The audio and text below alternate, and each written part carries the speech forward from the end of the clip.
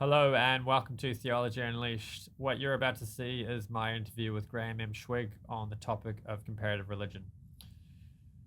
We were focusing on differences and similarities between different versions of Vedanta and different versions of Christianity.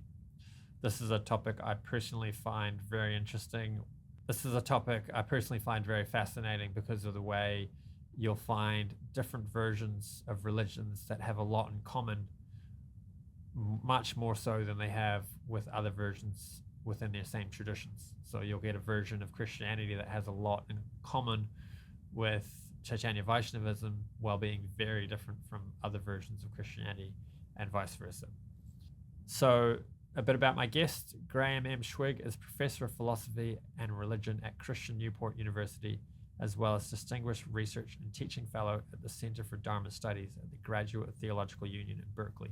He has 3 master's degrees and a PhD in comparative religion from Harvard University.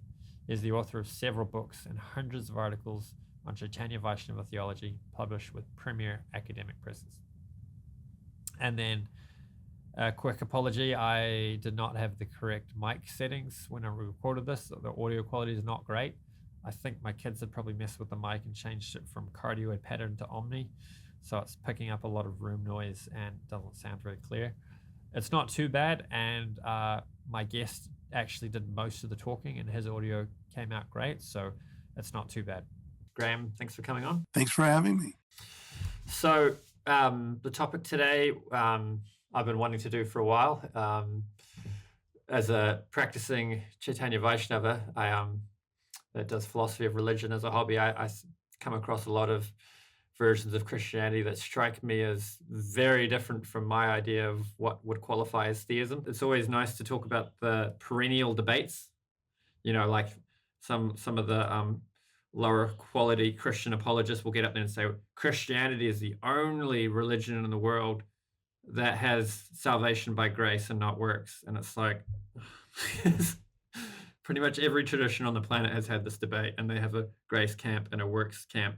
So this topic today would be the impersonalism, personalism, or the people on the other side of the debate. They like to describe it differently. Yeah.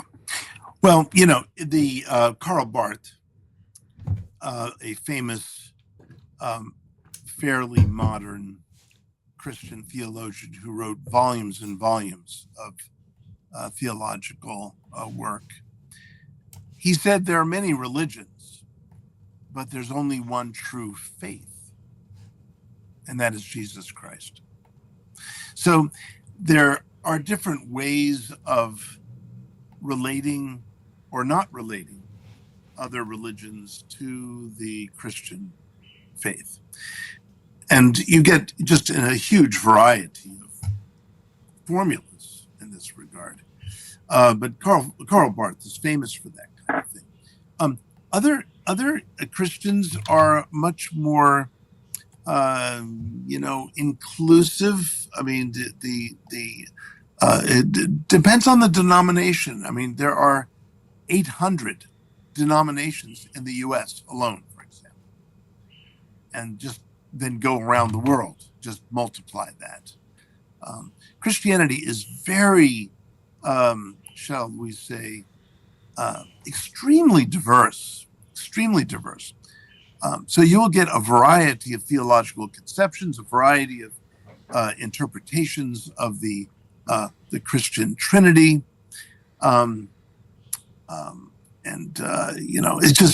it's quite amazing, really. It's the diversity is incredible. Do you want to say a bit about how the personalism debate looks in the Christian or in the Vedanta school? I don't know which one you want to start with. Yeah, well, in Christianity, God the Father is often considered a kind of abstruse, abstract concept. But Jesus comes as a human, as a God and as a human at the same time. So it's Jesus that makes God personal, but God the Father is often considered an abstract notion and something not necessarily personal. It's personal because, well, a father is personal. I mean, all of our fathers are personal. We just may not know them very well. So, you can get this kind of more abstract notion of God the Father. But then you've got the Christian, mystics. Some of the Christian mystics really go into a kind of apophatic view of the divine. Now, apophatic versus cataphatic.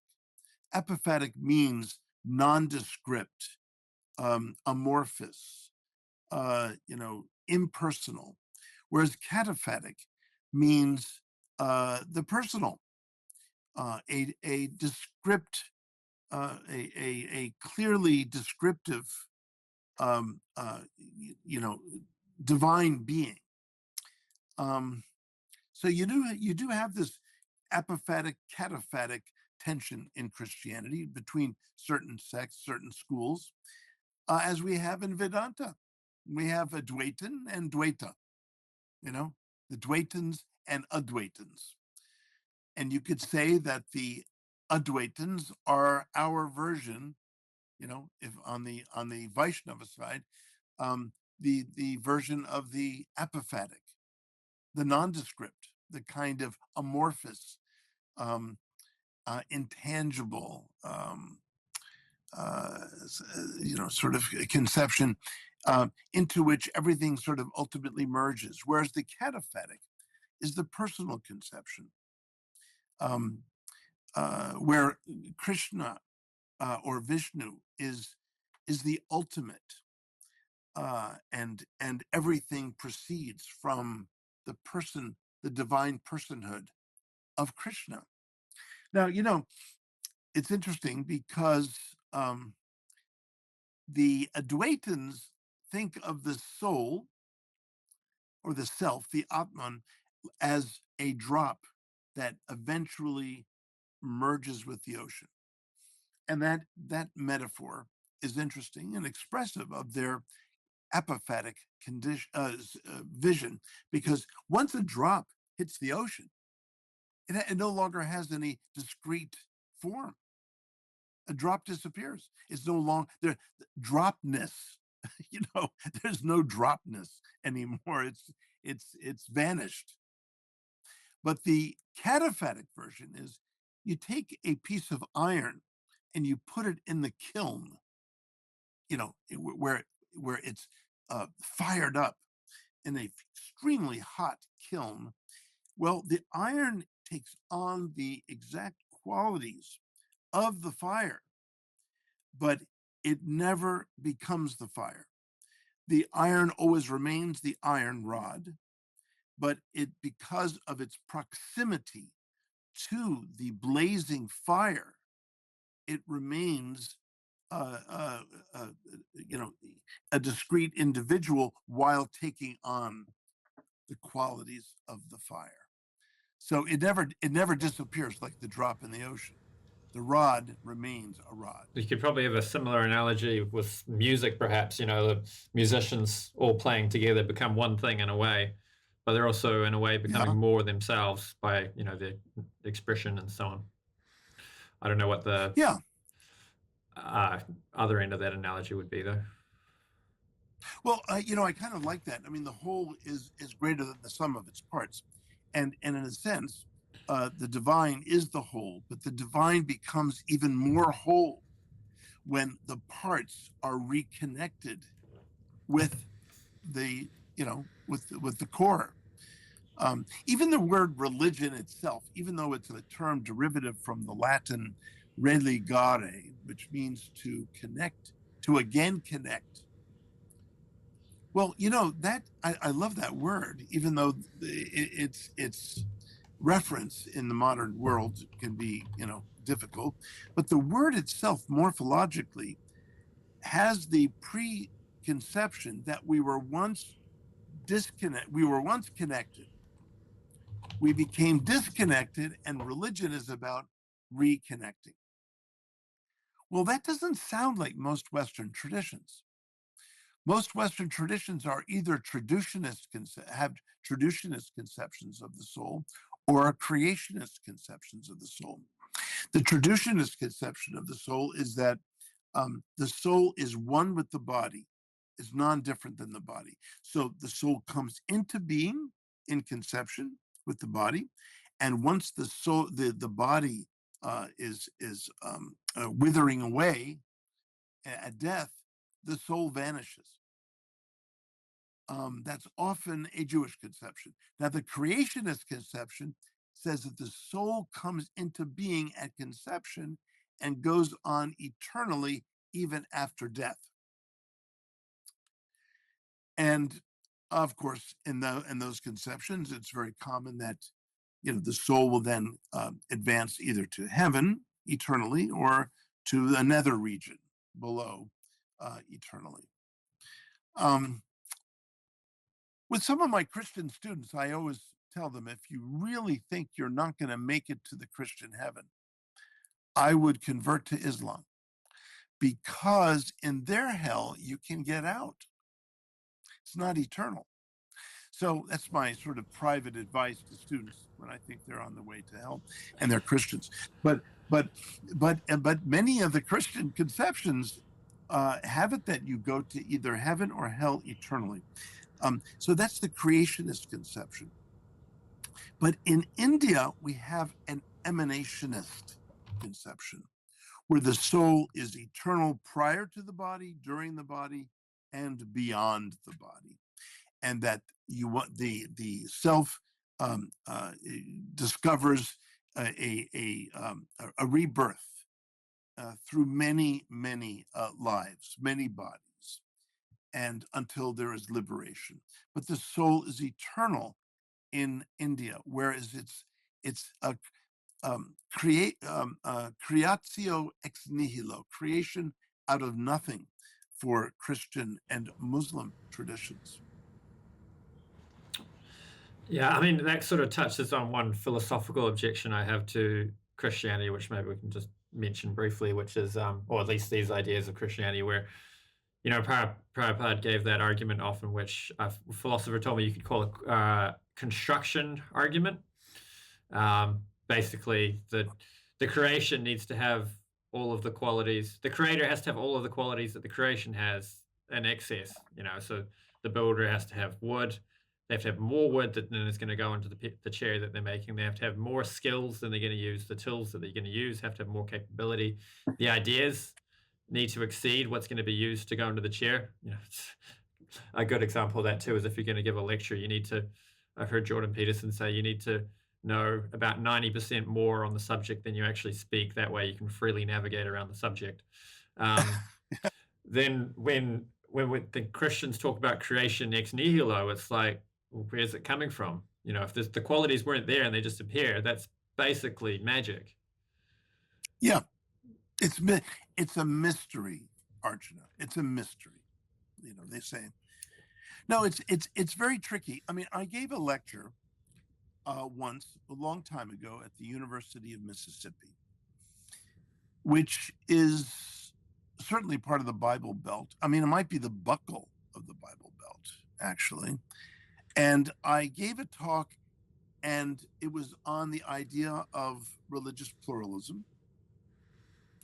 And they would have a Christian minister sort of speak 10 minutes in reaction to my talk, following my talk. And one thing he brought out as a stark difference between the Indian tradition and the Western traditions, and particularly Christianity, is that the soul in the West is something flawed. It's intrinsically flawed. It's not pure. It is tainted. It is imperfect. It is. It can never be anything close to, something godly, even though there are souls that they recognize as godly, at least in the Catholic tradition. In the Protestant tradition, I'm not sure. But the minister quoted a very startling passage in the Hebrew Bible. The soul is as if a filthy rag. A filthy rag. Okay, that's in the Hebrew Bible. Now, in India, the soul is pure. It's covered with filth. Yeah, okay. Well, I can go that far. The soul is covered with some filth. It's got some stuff that it has to get through. But the soul proper in India, the Atman, the self proper, it is pure. And this is a major, a stark difference, not just between creationism and emanationism, but between a flawed soul and a pure soul. This is also another really great contrast between the two. I can think of at least one Christian who thinks the soul is pure, but David Bentley Hart, but he's considered a bit of a, what's the word, maverick? Yeah, right. Yeah. I've heard some interesting perspectives on that from a educational philosophy point of view. Like when you're educating children, how do you look at the child? Are they flawed and you have to fix them with education?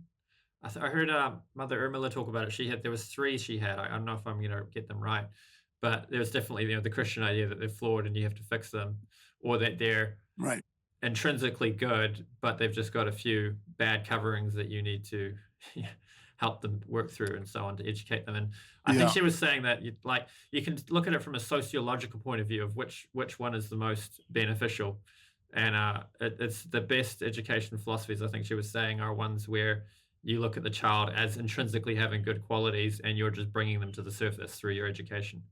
Well, I like her discussion there because even the word educere from the Latin means to bring out. So education is not necessarily something that should be imposed upon another, but something that one brings out of a person. And this is very, even though it's a Latin derivative word, it's very Vedantic in the sense that, the soul is, or the self, I prefer, is filled with knowledge and supreme joy intrinsically. So it's a matter of digging down deep enough into the soul of a student and to bring out the knowledge that's already there. If I'm hearing you correctly, yeah. And I can imagine if you're working with people who are down on their luck or suffering through depression or prison ministry or whatever, it'd be pretty hard to do that unless you could see some kind of spark of the divine, in there. So, I'm sure that Christians who think the soul is a dirty rag have a response to this. Maybe you could steel man that. The response is, what's very dramatic here, Arjuna, is that because we are as if a filthy rag. By the way, not just dirty, filthy rag. The only way out of it is not a process of purification, is Jesus's grace. See, it's very dramatic. It's our dependence on the grace and mercy of Jesus becomes more intense than if we were pure souls and that we could rise to Jesus. No, there's no rising to Jesus. No, there is simply, his, pure and most powerful grace upon us, and that is our only hope. It's a little bit like the Wadagalai Tengalai debate in the Sri Vaishnava tradition. The Wadagalais say that, and that's the northern school. The northern school says that you can actually affect your liberation. You can actually become purified. You can do something about it. And they call it the monkey school. The monkey school. If you've ever seen a baby monkey in relation to its mother monkey, the baby monkey's holding on for dear life. for it to be transported by the mother monkey. So the baby has to work hard to get transported. Whereas the Southern school is the cat theory, the cat school, the cat theory. And that's because the mother cat takes the kitten by the scruff of the neck, who is just helpless otherwise, absolutely helpless, and being transported anywhere by the mother cat. And that's the school of grace. That's the school of faith. That's the school of grace. So you can see even in the Sri Vaishnava tradition, there are arguments back and forth with that sort of thing. But you know, if we read the Gita, Arjuna, both are essential, both are constituent. Yeah, when I hear Christian apologists saying we're the only ones with grace, that's exactly what I think of what you just mentioned.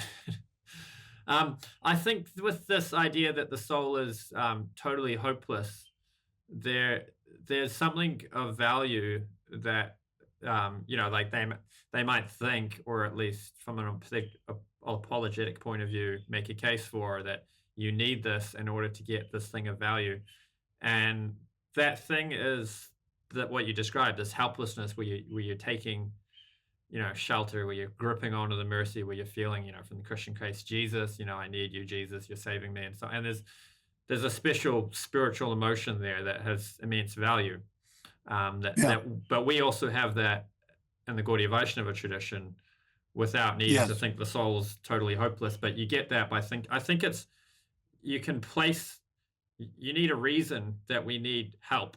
So you can have it, the reason I need help is because is placed in me, or you can place it in the world, or you can put it in God, and then you got the problem of evil. But our tradition, I think, places it in the world, that the world is this difficult thing to overcome. There's so many temptations. There's right. And we're not strong enough on our own to overcome it. Therefore, we need God to come and be the helping hand. There is something very poignant and powerful in Christianity that I don't really find in Vaishnavism. And that is the kind of sympathetic, you know, the sympathetic emotion on the part of God with human suffering.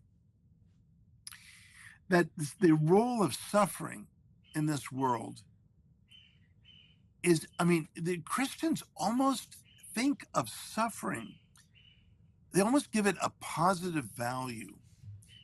They worship Jesus' suffering, his passion, you know, his passion, his death, and his rising. It's almost like it's as if the suffering were a prolegomena to the death and the rising up. In order to rise up, you've got to experience this suffering, and in that sense, it's positive, but it's positive in other ways as well.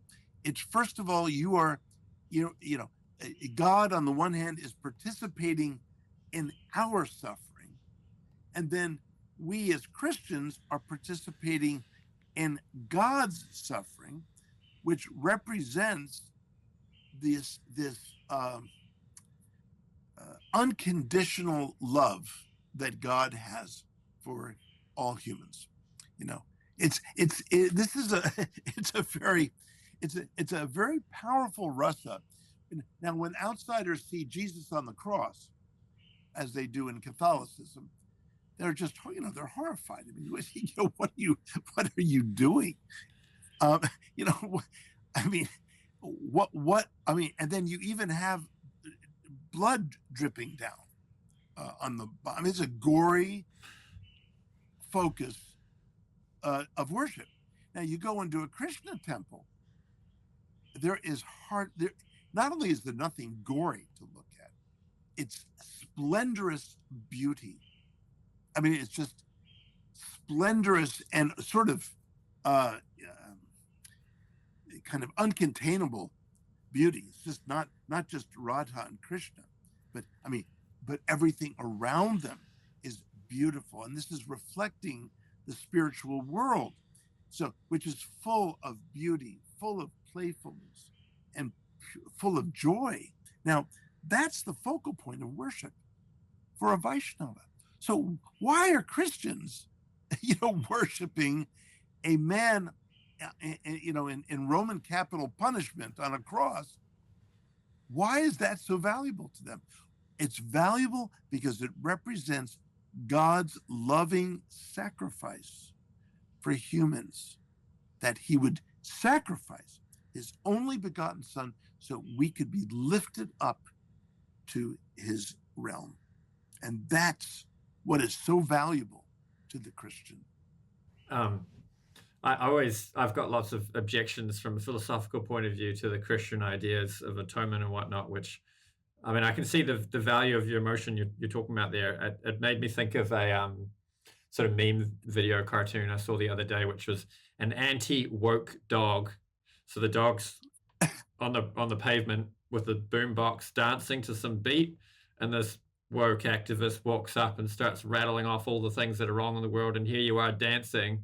Meanwhile, we got to fix the climate, we got to fix all the social injustices. And then he turns the music off, and the dog turns the music back on and keeps dancing. So, perhaps there's a way you could look at the splendor and the Gaudiya Vaishnava traditions of like God's here just enjoying all this majesty. Meanwhile, there's poverty, there's so much human suffering going on. Whereas Christianity, God's actually coming down and actively suffering alongside us and doing something to prevent that. That's right. I think there's something to be said about how we have something. We have something like what you described with Jesus. I get that from Prabhupada, and instead of God coming and suffering, it's God's pure devotee coming and suffering, and all the trials and tribulations that Prabhupada went through to spread Krishna consciousness and help us on our journey back to Godhead. Yeah, that is powerful, Arjuna. The kind of sacrifice he went through, and the kind of sacrifice he made. I mean, his story is full of sacrifice and incredible miracles. I mean, the miracle. The miracle of giving someone sight, for example, with Jesus, or allowing someone to walk, to me, is not nearly as miraculous as writing over 7,000 letters, and back then they were letters, typed letters to disciples and to other persons within 10 years. Yeah, plus all those books. I mean, I don't know how many letters you've written in your life, Arjuna. I'm not going to embarrass the viewers of this podcast, but I have not. I'll tell you right now, I have not written even close to 1,000 letters. I did the math. That 7,000 letters in 10 years, that's 2 letters a day, every day, for 10 years. Okay, well, okay. In 10, is that right? 2 letters a day.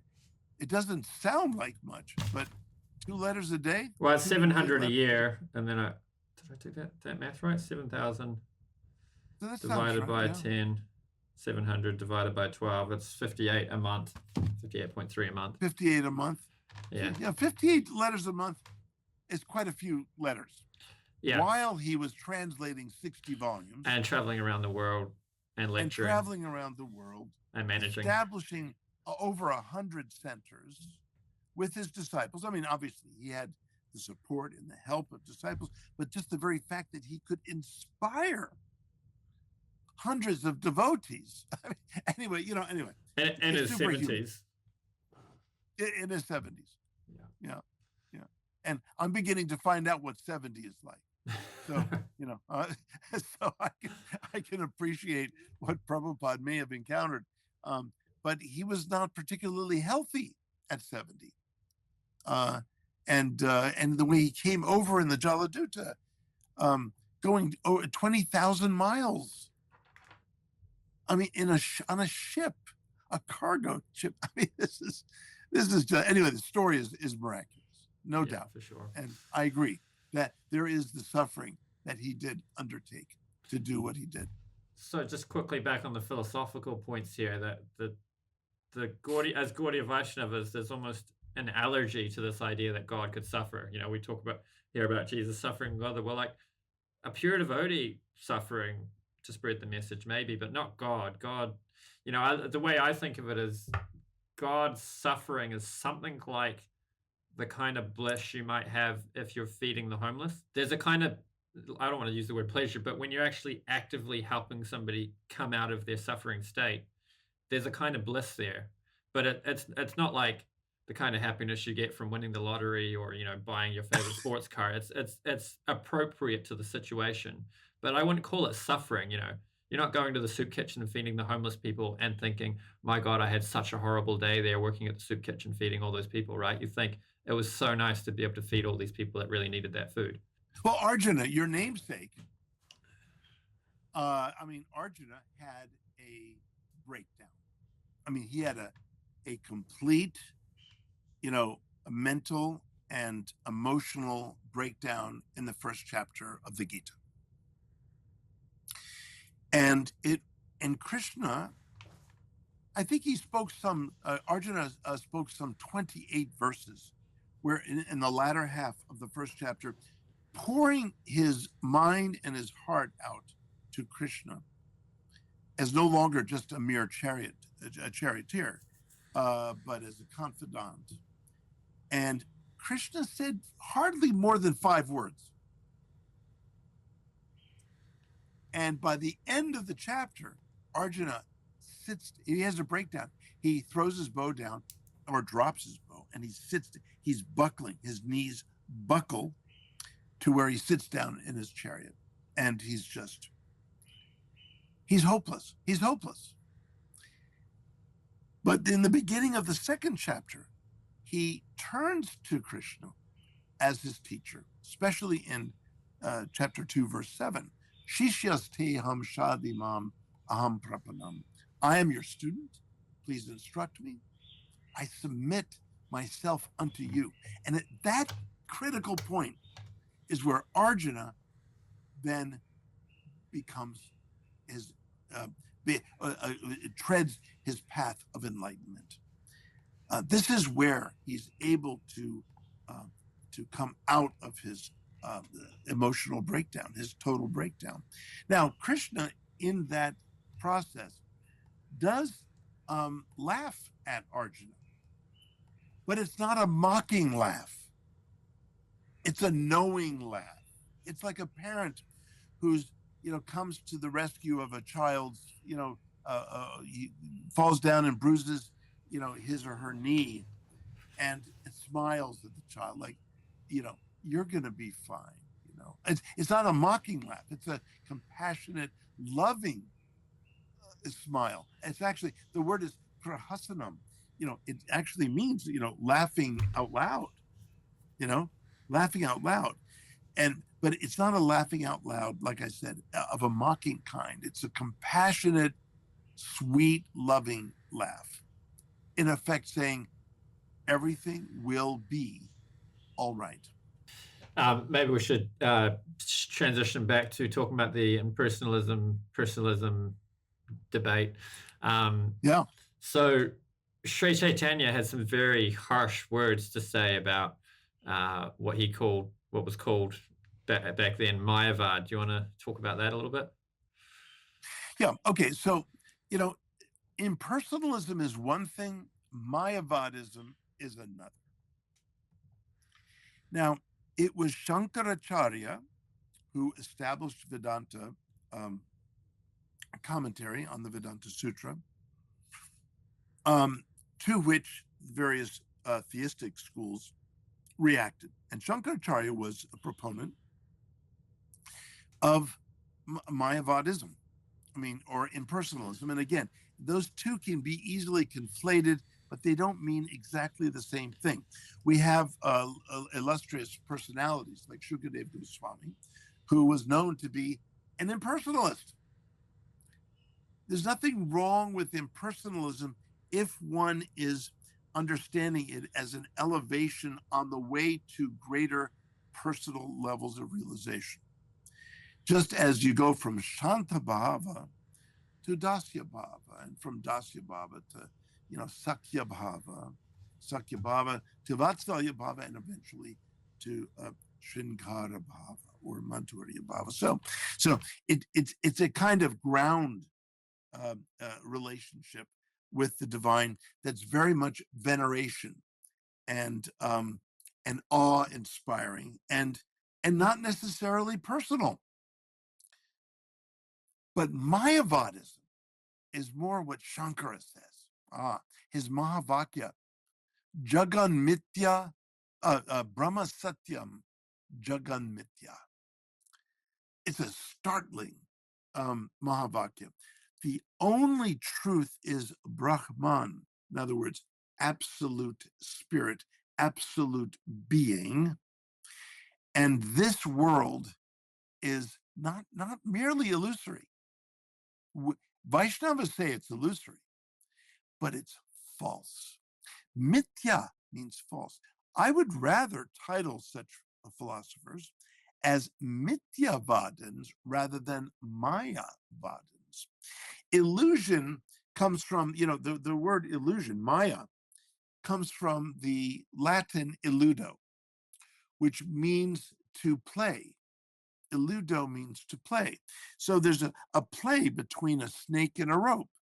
If I jump over a rope out of fear because I mistake it as a snake, Arjuna, you would say to me, Dr. Schweig, your fears are not worthy. They're not necessary. That's just a rope. Okay. You would not think I'm crazy. But if I see over the top of your head many serpents, and I say, Arjuna, don't move. There are 5 or 6 serpents over your head right now. Don't move. Okay, I'll tell you when to move. You'd say, okay, well, this Dr. Schweig, he needs some help. That's delusional, not illusional. So delusion is what Shankara is advocating here. That the very fact that you and I are talking is not a fact. There is no talking, Arjuna. There is no podcast. There is no image of you. There is no image of me. This is total and utter falsity. And we will one day wake up to the one reality, and that's all that there is. That's Mayavadism.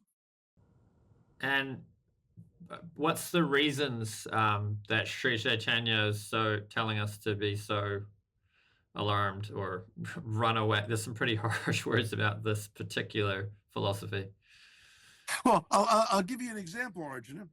If you invite me over to your house and you let me in, and I just go around the house like you don't even own it, I completely ignore you, and I just go into the kitchen, I help myself, you're talking to me, I ignore you.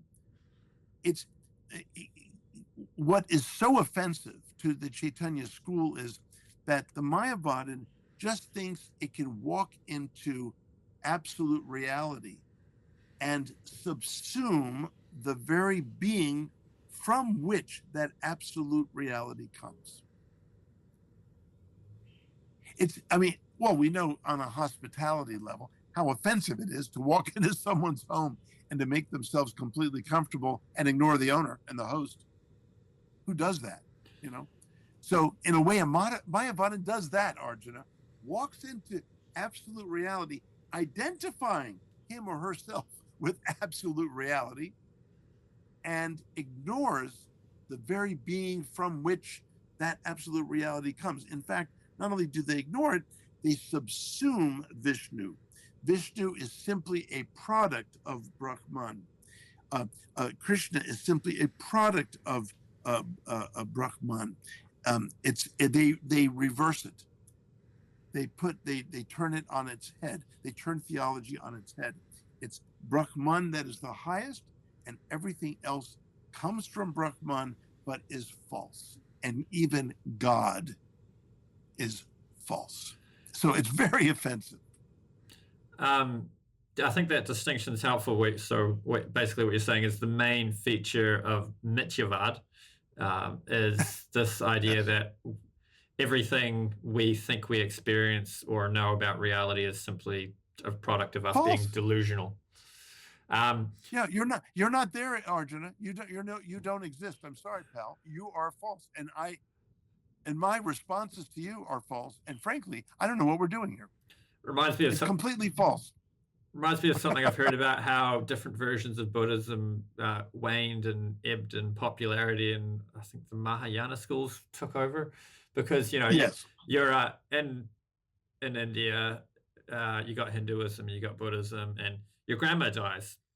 You go to the Hindu, and they're like, "Oh, we can do this nice ritual, and your grandma will benefit." You go to the Buddhist, your grandma never even existed.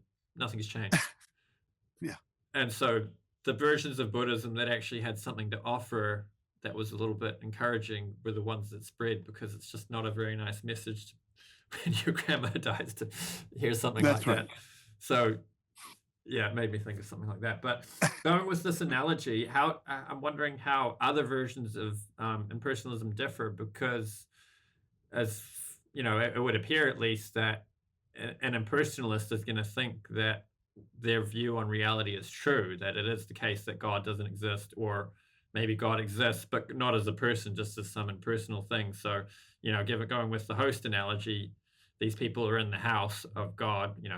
We're running with the assumption that it's true that God exists, that personalism is true. Going with this analogy, that they enter the house and they ignore the host because they think the host doesn't exist, or they think the host is some impersonal that we all have equal access to. And maybe they think we're all equal parts of that, or would that then become mayavada? Yeah. Arjuna, I'll tell you a little anecdote. My wife and I, we used to have a second house down in Florida. We eventually sold it because we're such homebodies. We don't ever go anywhere. We just like staying with our books and reading and writing and sadhana and so on. But one time when we were down there on a writing retreat, we were tired from writing. We thought, what should we do? It's Monday evening, and we heard that there is an open venue at something called the Temple of the Universe, held by Mickey Singer. Now, Mickey Singer is a god. He's not the god, but he's a god. How do I know? Because he was on Oprah. Okay, so when you're on Oprah, you become, in effect, a kind of god. Okay, so he wrote a book. So here is this multi-millionaire on 1,000 acres in Alachua area of northern central Florida, near where we lived. I mean, only 20 minutes away. And he gives a lecture on Mondays and Thursday evenings, opens his doors free. You're welcome to come in. And there we were in this kind of large A-framed structure, in which we found about 50, 60 people sitting semicircular formation, facing an altar that had just about everyone on it. I mean, it had Jesus, it had Krishna, it had Vishnu, it had, I think my grandmother was even on it. I'm not sure. I didn't look closely enough, but everyone was on this altar. Okay, honestly. I saw one of those that had Jimi Hendrix on it too. Okay, there you go. Well, Uncle Sam was on it. I do remember that, Uncle Sam. So whatever that means and so on. So Mickey Singer, does this very strange kirtan, which I won't even try to give you a sense of. And he goes on into a talk. And the theme of his talk was that nothing matters. Now, he kept saying this. He gave examples like this problem happened in the world and this is going on in the world. But you know what? Nothing matters. And after he would state this nothing matters theme, he had a very high-pitched cackle of a laugh that would accompany that. And I'm not going to imitate that, Arjuna, because I don't want to turn off your viewers. But the point is, it kept coming up.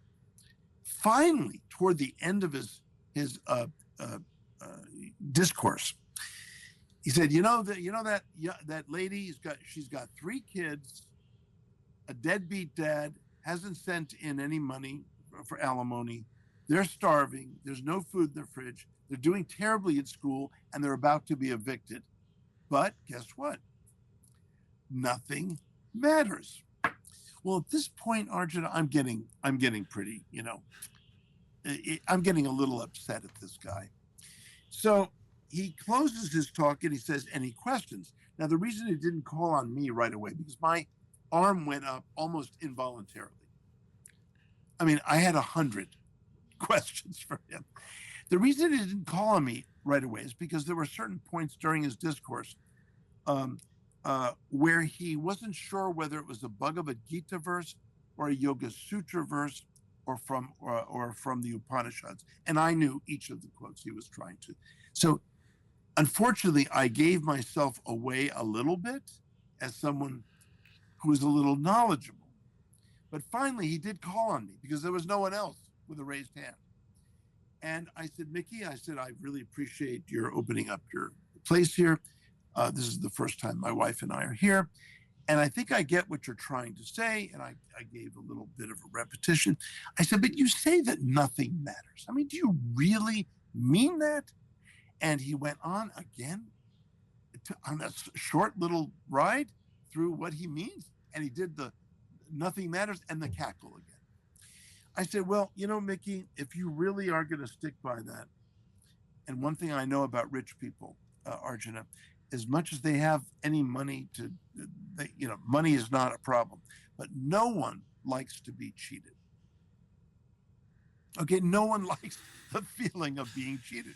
So I said, Mickey, when we're finished with this evening's discourse, if you don't mind, you have a beautiful electronic keyboard here in the middle of the room. I'm just going to walk out with it. The only one in the some people were sort of wondering if I really meant it. Now, my wife knew I really meant it because I don't mess around with stuff like this. If people are going to say nothing matters, then I'm going to walk out with this keyboard that it cost at least $5,000-$6,000. Yeah. I know about musical instruments. So he said, yes, of course you can.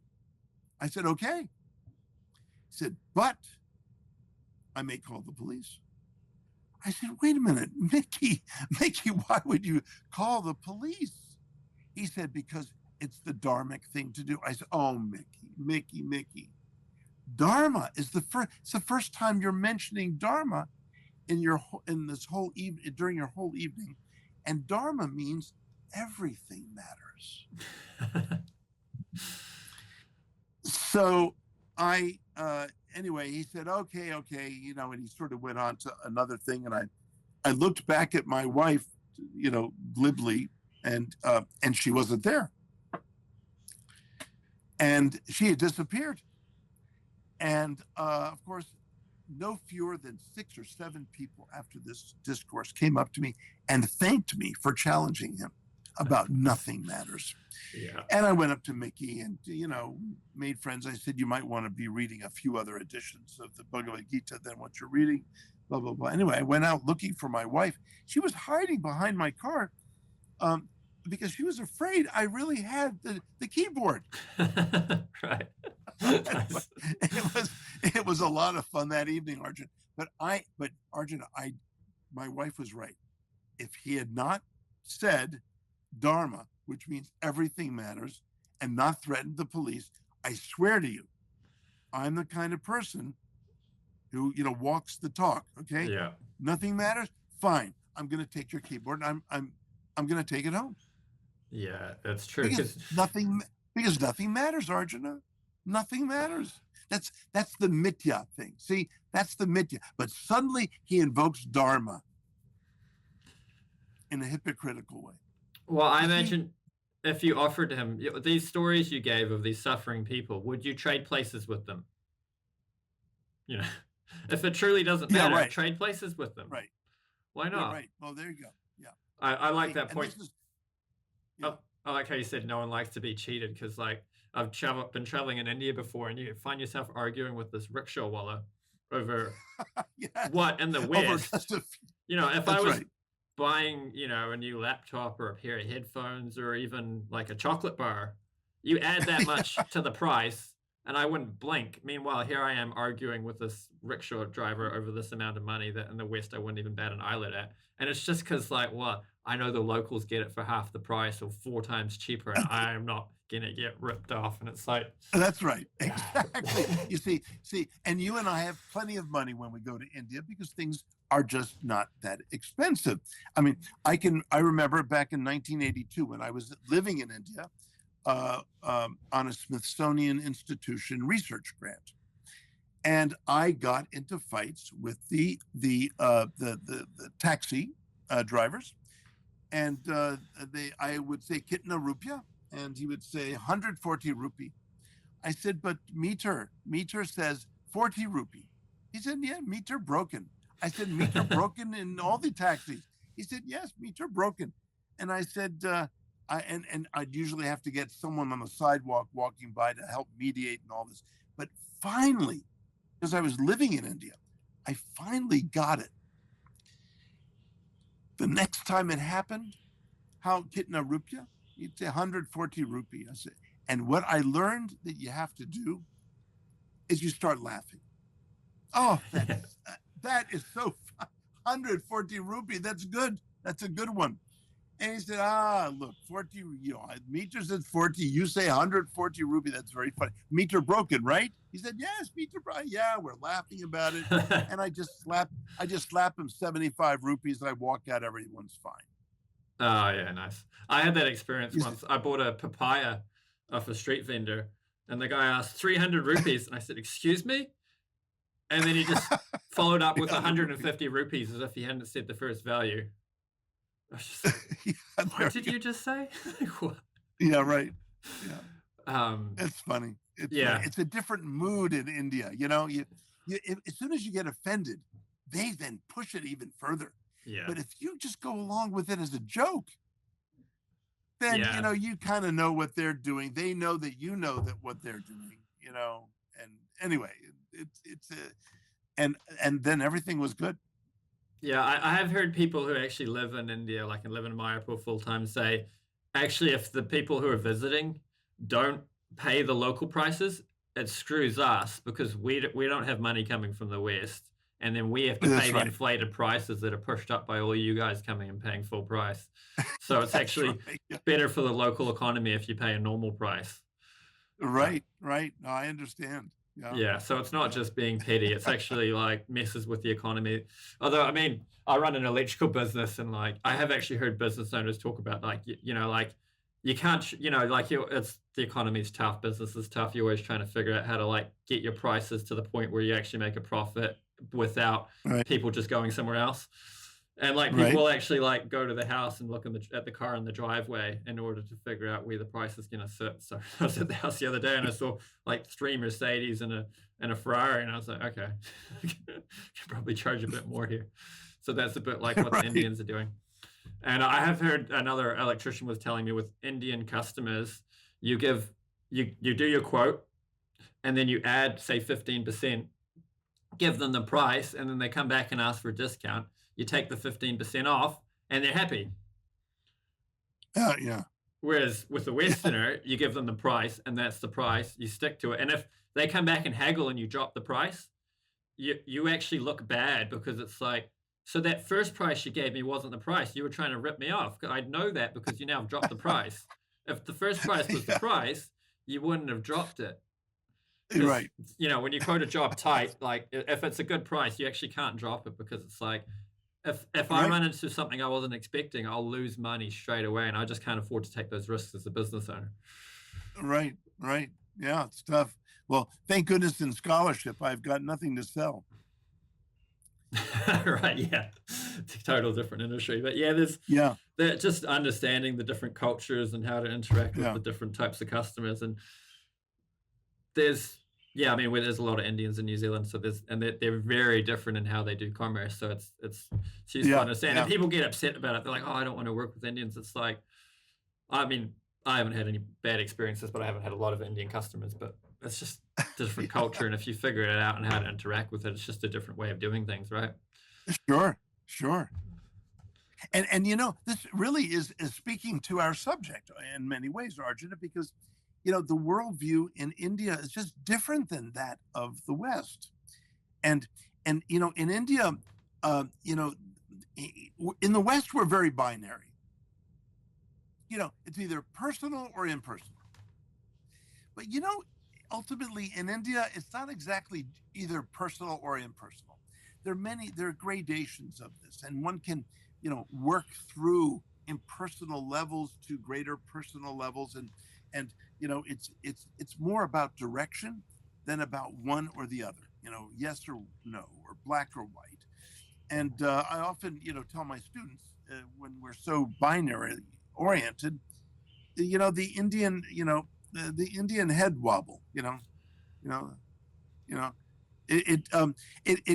and the word acha, it means yes, it means no, it means maybe not, it means all of the above, and it means none of the above, and it means all of that and none of it, all at once. And you know what the Indian mind is so good at, Arjuna, is appreciating the different angles from which one is coming to appreciate a phenomenon. I'll give you an example. I went to a yoga ashram whose founder translated the Yoga Sutra, and I'm presently translating the Yoga Sutra from a sort of bhakti, Krishna bhakti perspective, with the bhakti vilochana, the eye of bhakti, and Vedanta and the Upanishads, and not really from the perspective of an Advaitin, which is what he did. And so I had the audacity to go there and present my translations. And so one of these Swaminis said, actually, Dr. Schweig, I actually like this translation better than my Gurudev's. And I'm feeling a little uneasy about that. Does that mean that you're right? Your translation is right and his is wrong? Or is his right and maybe yours is wrong, even though I like it better? And I said, neither. I said, from his angle and from his school, it is justifiable that he would take that sutra aphorism and translate it and interpret it in the way that he has done.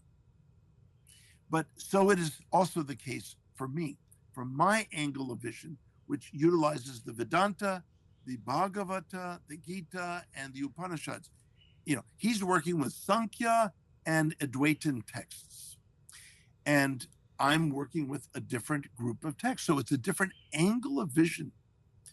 And you need to decide which one makes more sense. So, this has to do with interpretation.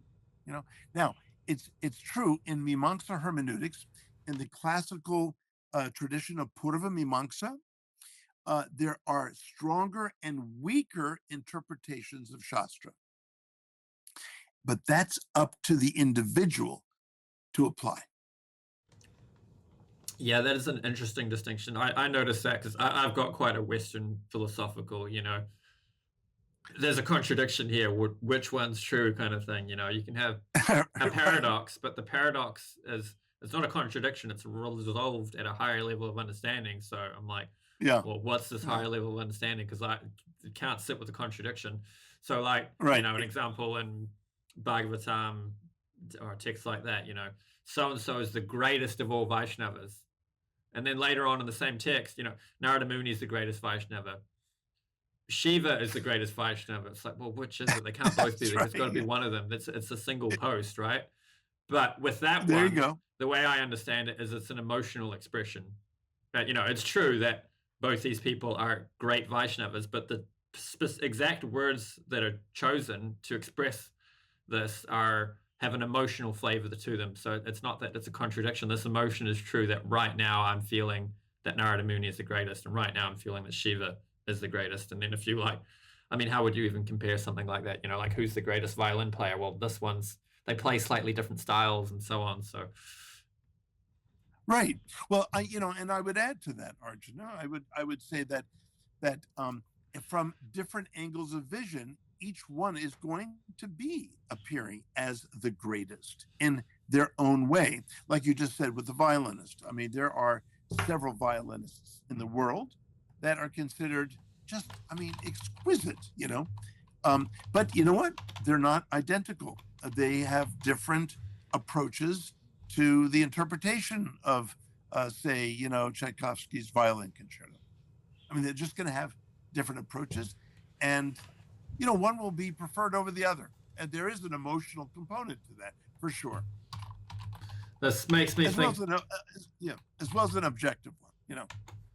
I can't remember the names right now, but this makes me think of some philosophers.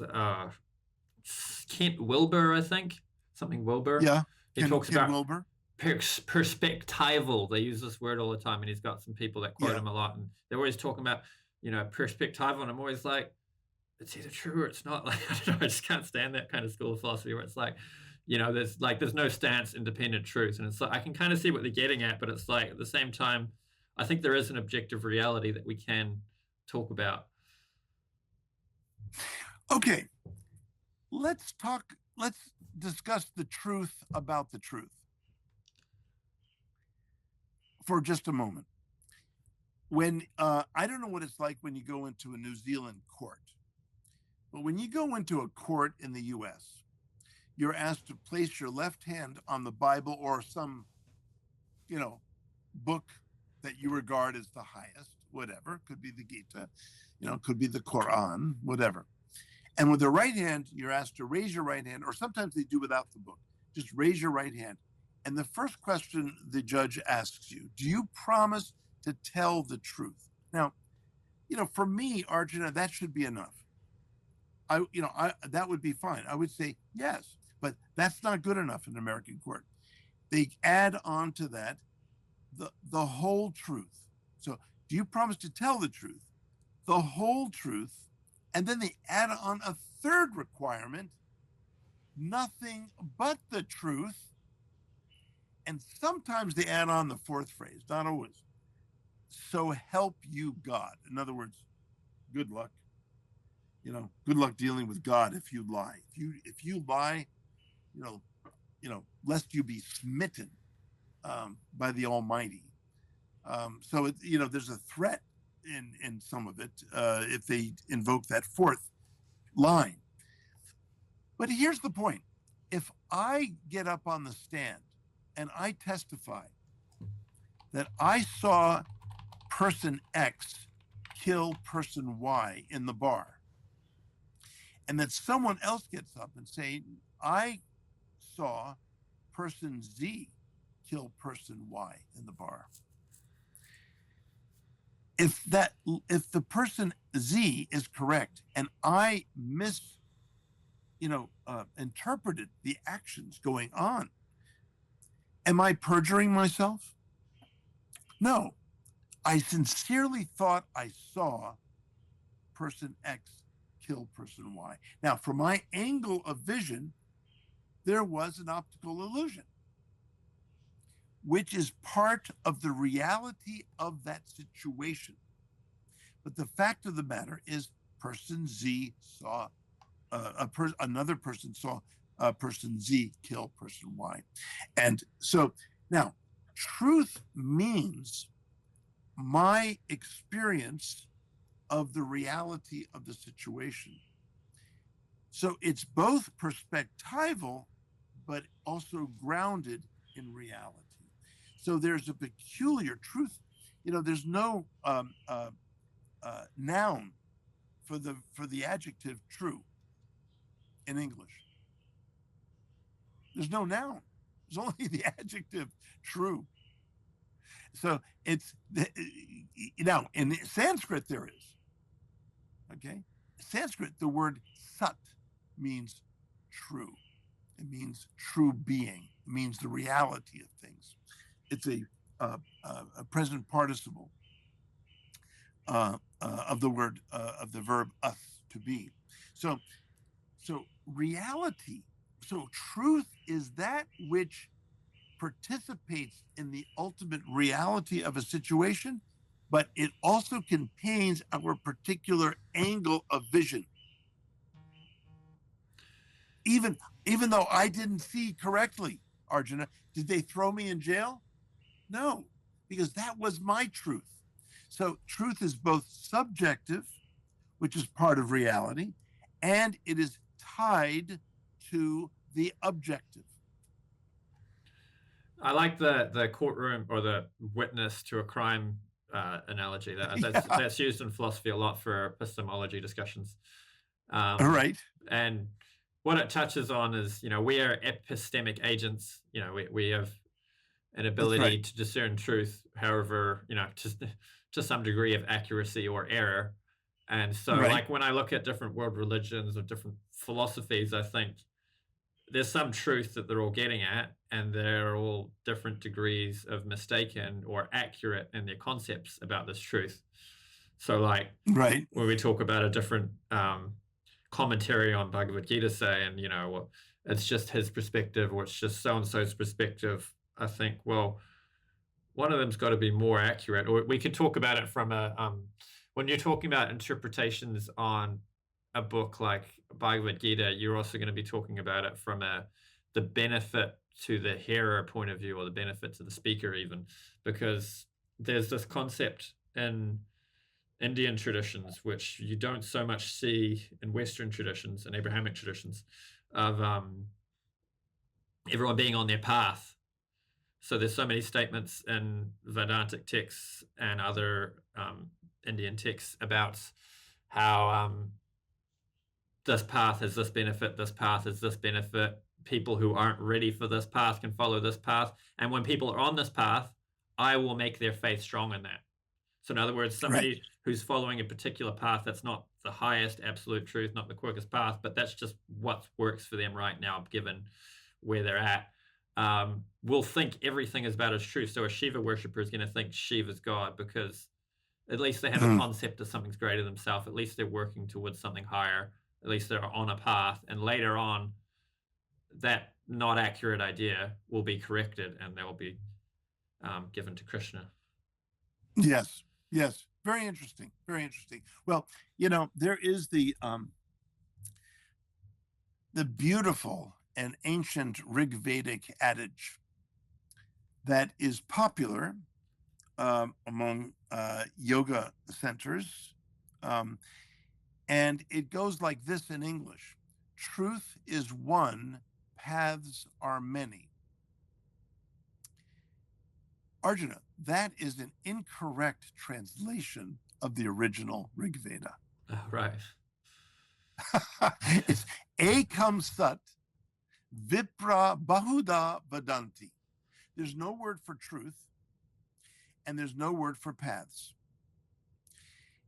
And sometimes it's mistranslated this way: there is one truth, sages call it by many names. There is no word for names.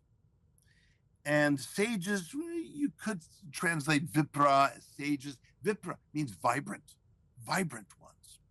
The correct translation is there is one reality about which inspired, vibrant persons in various ways speak. Now, I'm someone who's highly trained in Sanskrit language. That is a very precise translation. Do you see the difference? Now, if I come up to you and say, Arjuna, truth is one, you're going to kind of go, whoa, okay, well, wait a second. What do you mean by truth? But if I say there is one reality, well, that's kind of a given, although some people would argue against that. Oh, really? That's basically tautologically true. Yeah. Well, I mean, okay. So but even tautological as it might be, it's something that is less threatening than saying truth is one. Because who says truth is one? And really, in a sense, this adage is really saying truth is many. Vipra bahuda vedanti. We speak our truths, and that's part of reality. The 6 blind men and the elephant, right? You know the whole parable of the 6 blind men. I think an interesting related point to that, I've heard Dr. Howard Resnick talk about various times in lectures he's given, which is if you went, across time and took the great saints Oh, I mean, this isn't how he worded it, but this is inspired by something you talk about. If you got people who are very advanced in various traditions together, you'd find they agree on a lot of things. There's sort of like, well, you get the bhakti yogis in each tradition. Obviously, they're going to agree a lot. But like when people are genuinely connecting with this divine reality, if you put them in a room together, they're not really going to have a lot to argue about because they're connecting with the same reality, even if they're understanding it a bit differently. So I guess it's the neophytes in each tradition are the ones that do all the arguing with each other, perhaps. Well, okay, all right, okay, but you see, I would differ with Dr. Resnick in this regard. It's not that they would get together and not be conflictual with their different visions and doctrines and so on, because of there being somehow some kind of identical viewpoint. Rather, they know and appreciate and value the art of dialogue. And in that dialogue is the unity. It's not necessarily my perspective and your perspective, but it's what we're doing here, Arjuna. It's about the dialogue. That's what's so valuable. It's the exploration. I should probably be more accurate. He was talking about a particular epistemology, which is like a I can't remember the word for it. Virtue epistemology, we could call it, where like we talk about, the witness to a crime example. One person who's drunk, you're not going to really give much value to what they remember from when they were drunk of seeing the crime. But if somebody's like, sober and really articulate, really, and so on, depending on the qualities of the person, you're going to place different value on their testimony. So similarly with, he was talking about how like there's people who think that all sorts of crimes are just perfectly fine things to do, and it's just the government that stops you from doing it. You can put these people in jail, you can do all sorts of things to them, but unless you can elevate their consciousness to where they can actually see it's bad to do these things, they're still going to think those things are bad. So, and it's just like that difference between us and a psychopath is an elevated or degraded state of consciousness. So similarly, there's people who are, and all of us who are, in the Western world, we're basically all elevated to a point where we can appreciate certain crimes are just bad things to do, and we should punish people who do them. We shouldn't do them ourselves, and so on. We should train our kids not to raise to the level of consciousness, and it's a level of consciousness. So similarly, there's a more advanced level where you see certain truths like God and aspects of Dharma and so on. So in different world religions, you will find people who are elevated to a higher level than us that perceive things about Dharma and God and so on. So just making sure I'm accurate on what he was saying, because I kind of added some of my own. Yeah. Okay. Well, when it comes to ethics, is really what we're talking about here. The Yoga Sutra insists that the 5 yamas, the first limb of the 8 limbs of yoga, are Patanjali insists that those 5 limbs are universal, relevant in all cultures at all times. And the first one is ahimsa, non-harm. Now, say I'm a normal, sort of typical Westerner American, and I say to you, Arjuna, I said, I'm not, I don't want to see people harmed. And then, I'm eating my steak meal, and I'm, imbibing products that involve harming animals and even persons who produce these products at times and so on. And I'm even aware of it. I mean, I've never assumed that a cow enjoys being tortured and killed. If you talk to, I'm reasonably intelligent as a sort of middle class, typical American. Obviously the cow doesn't enjoy being tortured and killed. Well, then why do you eat meat? In other words, that's one level of ahimsa. I can tell you, Arjuna, that today I've really not harmed any. I have not killed any of my neighbors today. I may feel like it, and I did, by the way. One neighbor I got very annoyed at, and but I restrained myself. I didn't kill him, right? Okay, but we're talking about, and you seem to be implying this when you spoke earlier, that there are higher and higher levels of applying non-harm, and they can be more selfless levels. I mean, we have a political leader here in this country right now who actually promotes a kind of violent culture. And ever since he's been in position, the culture here has actually turned more violent.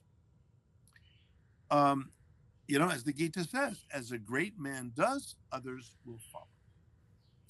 So, not great in the sense of great intrinsically, but in position. But so violence and non-harm can work at different levels. And I'm not sure even a bunch of sages coming together would necessarily agree that non-harm moves into the animal world. I think some would not. So you just, there are kinds of conditionings that would come up against some of these universal ethical principles. And so this is why dialogue is so valuable. Yeah, that's an important point to make. I mean, we should remember that Prabhupada, when he talked to Christians, basically just grilled them on he couldn't get past this point of how they eat meat. That was almost all he talked about with them. Yeah, that's right. Whereas I talk about almost everything else with them because I feel like I'll just offend them if I talk about that. It doesn't work if you talk about that. It's so much part of the conditioning in the West that it's just hard for a Westerner to really just tackle that. It's like, and there's a disconnect. The meat they buy in the store is just not connected to torture. It's there, it's so prophylactic. It's so clean. The meat in the stores come in these nice little wrappers. And recently, when my wife and I went to Italy, it's not so clean. My God, they had huge carcasses of cows hanging in the storefronts. Yeah. I mean, they were proud.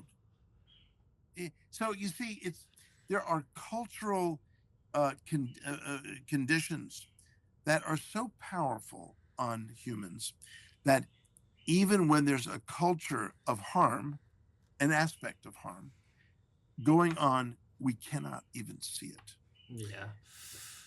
Some people have pointed out that, usually we look back in history on people 100 years ago kind of embarrassed at humanity, at what Luddites we were, or, just the slave trade, Can you believe that 100 years ago, people like us thought it was okay to keep people as slaves, and so on. And so that we have had some moral progress, but then not with how we treat animals. Well, I mean, maybe with how we treat dogs and cats and the cute ones, the ones we make friends with. But, I think in 100 years, I can imagine the other, like Richard Dawkins and some other people have talked about this, that we'll look back on this time and how we had, battery chickens and, the way we treat cows and stuff, and thinking, my God, what animals, what moral depravity that we were having slaughterhouses like this where there was just so much animal suffering.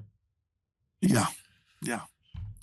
So and this then gets back to Dr. Resnick's claim that ethics is not necessarily something that can be nuanced in agreement. The Dalai Lama. So I read out to my class once. The Dalai Lama says all religion promotes kindness, consideration, understanding, blah, blah, blah, love, and so on.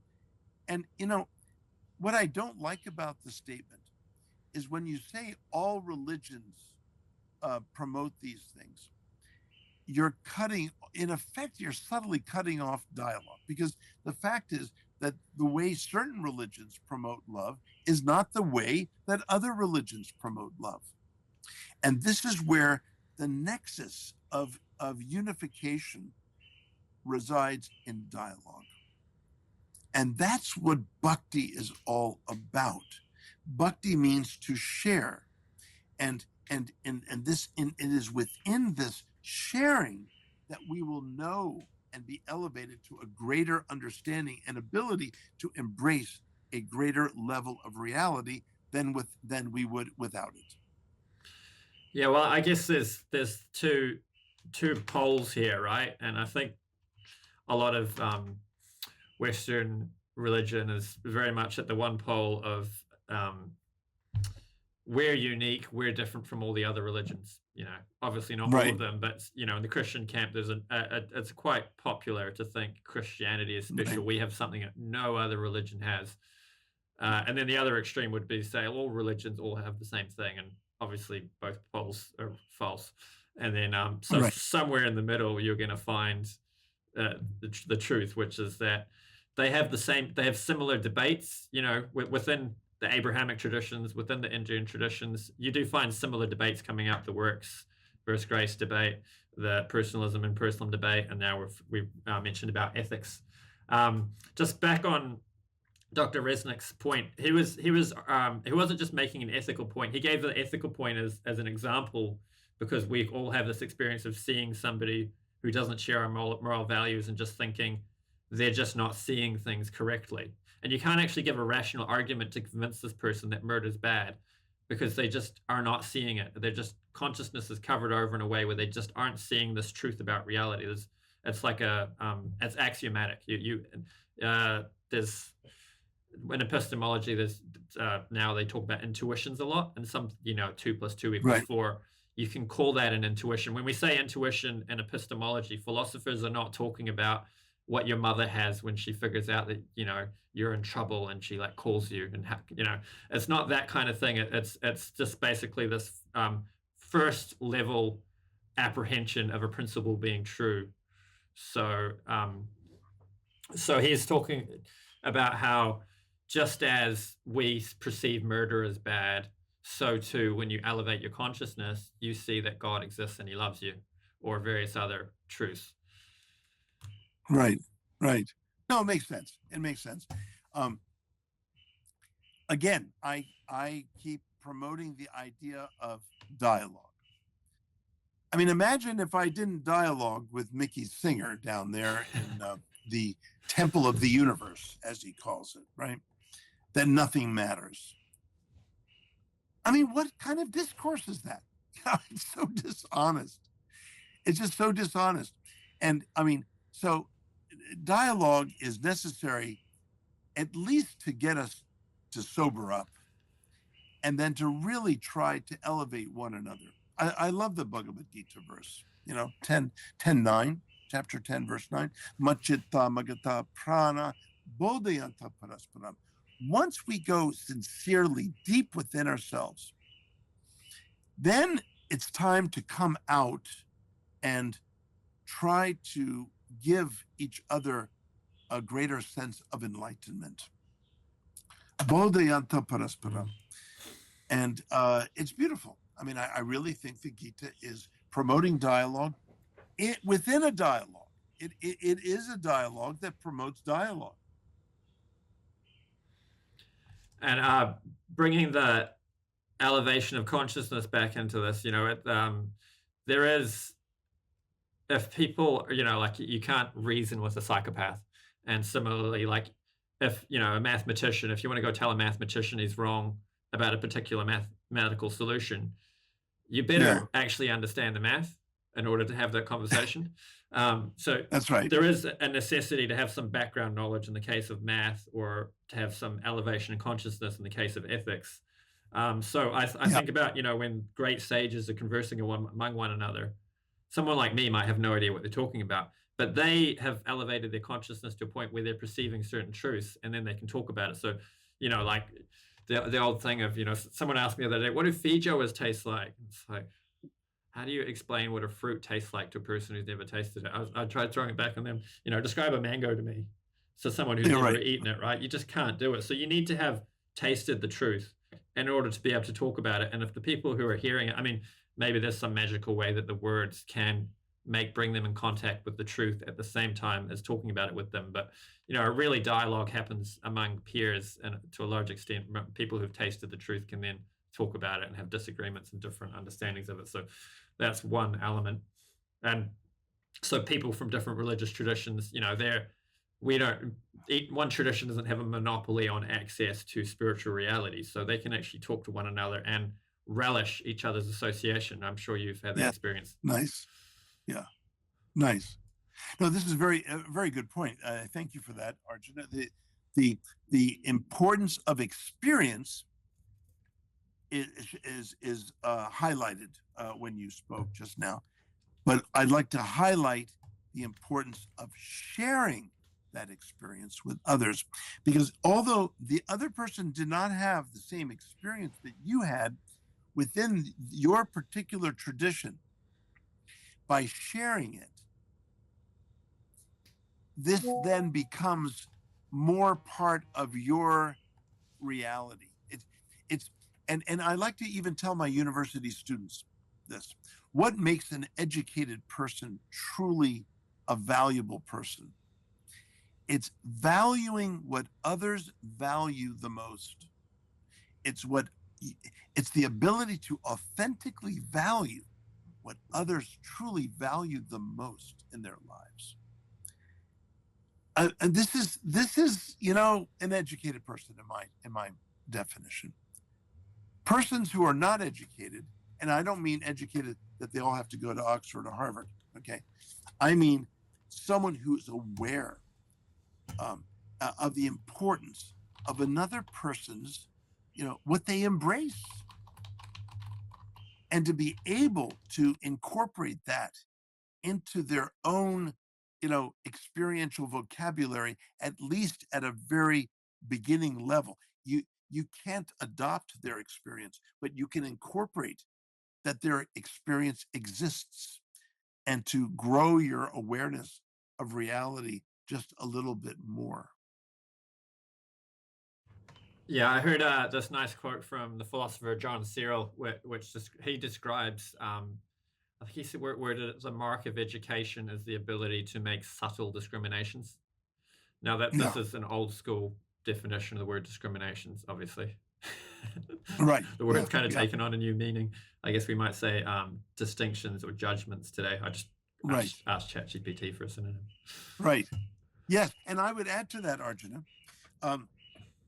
that to be able to do that, sometimes we have to have the ability to suspend prejudgment or judgment of any kind, and to really hear what is before us, and to receive it as fully as possible without a kind of superimposition of our own samskaras, our own mental impressions and conditionings. And so the art of Shravanam is so deep. It's so deep. I don't think we appreciate it all the time. And really, the word hear is the verb to hear is so important, because if we hear deeply and we keep hearing and we strive to hear more and more before speaking our contribution to hear, then I'm sorry, Arjuna, this is a little corny, okay, I'm sorry, but you can add the T on the word hear, which means heart. And I really think that's the essence, to get to the heart of the matter, and also to the seat of the soul, which is the heart. So that wasn't too corny, was it? Or was it... No. Oh, yeah. I've got a challenging question related to that. So, okay, yeah. Sri Chaitanya described that we should never hear a mayavad speak, and if we even see their face, we should go and jump in the Ganga. Yeah. That seems to be like an absolute contradiction to the point you just made, which was so beautiful and rings so true. Yeah. It's a lovely contradiction that Mahaprabhu Gauranga makes, because he certainly went into the ashram of Prakashananda Saraswati, and he certainly didn't mind dialoguing with Prakashananda. And otherwise, if we take take Sri Chaitanya's statement seriously, what was he doing there? But what he was doing there was transforming Prakashananda Saraswati. He wasn't simply, becoming a student and subsuming himself to Prakashananda, although it looked like he may have, because of such humbling behavior, but he radiated out his own love, and that melted Prakashananda's heart. I think it's about melting others' hearts. It's stated that even Paramahamsas or Mahabhagavatas can fall from hearing the Shariraka Mimamsa Bhashya of Shankaracharya. Well, that made me a little nervous when my one of my advisors at Harvard said, now it's time to read the Shariraka Mimamsa Bhashya. Well, I was a little nervous about that because, the tradition sort of warns you could be doomed. Well, as it turns out, I learned a lot by reading it. And I was very surprised by what I read. And of course, after reading that, and the point with my professor was, you can't go to the Sri Bhashya of Ramanujacharya and appreciate what he's doing there without understanding what Shankara is doing in the Shariraka Mimamsa Bhashya. So, it's not like we left it at the Shariraka Mimamsa Bhashya. We quickly, came in with the Sri Bhashya and later Bhashyas as well. So, it's again, it's about dialogue.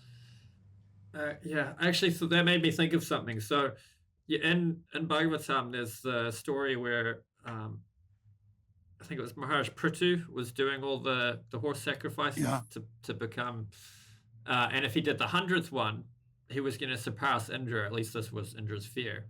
So Indra kept coming and stealing the horse before he could get to 100. And every time Indra came, he appeared as a sannyasi. And every time he appeared as a sannyasi, that appearance of the sannyasi developed a following, and there was a whole tradition started. Or actually, there was a guy who did it as a documentary. He just became a bogus guru and made a whole documentary about this following he made as a bogus guru. I can't remember the name of it. You might know it. I haven't watched it. Kishore. Wait. I know his parents. Yeah. So anyway, where I'm going is there's a certain number of people who will just follow something just because there's something to follow, and like I don't know. You got Trump, and then you got the Trump haters, and they're both either ends of a pole, and I see both of them sort of similar. They're just jumping on some bandwagon and going along with it. Right.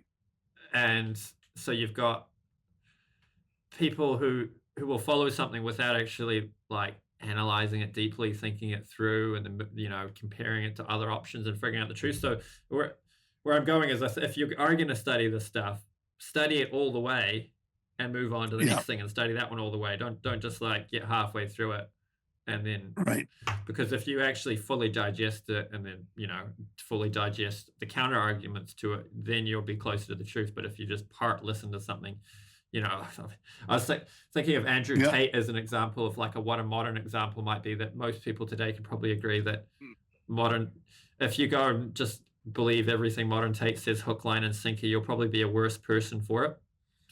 Yeah. So if you could listen to Andrew Tate's stuff, understand it, and then transform people who may have gone down that path of disorder. I don't know, I can't imagine Andrew Tate being transformed, but you know what I mean? If you're going to listen to that, there's a certain number of people who have studied bad ideas, like your sort of misogyny that Andrew Tate spits out, in order to debunk it. But to really get the people who are going along with that that kind of bad ideas. You need to understand it and learn how to speak their language and what they're getting at and so on.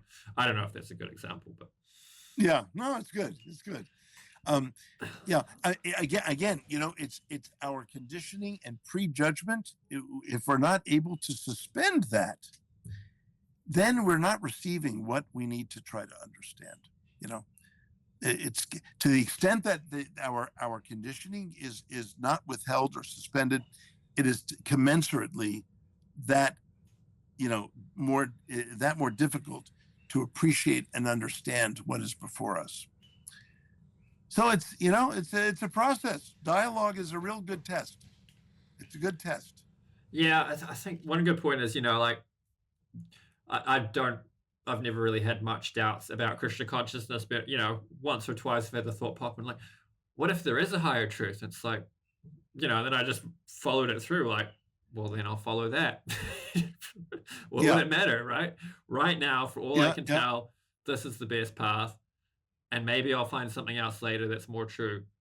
But I haven't seen that thing. And if I do see that thing, then I'll follow that. And then I don't have to have any fear about looking at any other traditions or anything like that. Because if I find something better, I'll just follow that instead. But I don't see any reason to think that would happen. But I don't need to have any fear about it either. Right. Well, I think it's more than just, I'm imagining this is true for you, and you can tell me if I'm wrong, but it's not just about what you find as more true, but it's something you're attracted to. It's something that you love. You love the tradition. And just as I love my wife, I'm not going to say that, well, if something more lovable comes along, then I'll say, honey, I've got to go. I found something more lovable. So, if you really love the wife, if you don't love the wife, that's a different issue. But if, again, yes, nothing should hold one back from climbing closer to a something that is more, shall we say, true to you. And I've known, I know of I have a doctoral student that was once very much a Bhakta, Krishna Bhakta, but he went into Islam and he became a Muslim, and then later went into doctoral work and became an advisee of mine, and was trying to create a dialogue to bring these two traditions together in himself, although he was mostly committed now to Islam. But while committed to Islam, he felt this need. There was so much that he did love in the Krishna Bhakti tradition prior to his becoming a Muslim. So, people are working these things out. You've got Jayadvaita Swami, who writes a book about, Ecclesiastes and the Bhagavad Gita. Well, he's trying to bring his Jewish tradition into dialogue with his Bhakti tradition, and he's trying to resolve this within himself. And that's I think it's a worthy project to look at the different elements that make us up as persons, the kind of information we've been influenced by and fed throughout our lives. We're not simple creatures, Arjuna. We're complicated creatures. Human beings are complicated beings. So that's what I find so rewarding in dialogue. You find out, what is your story? What is your story? And that's always complex, multidimensional.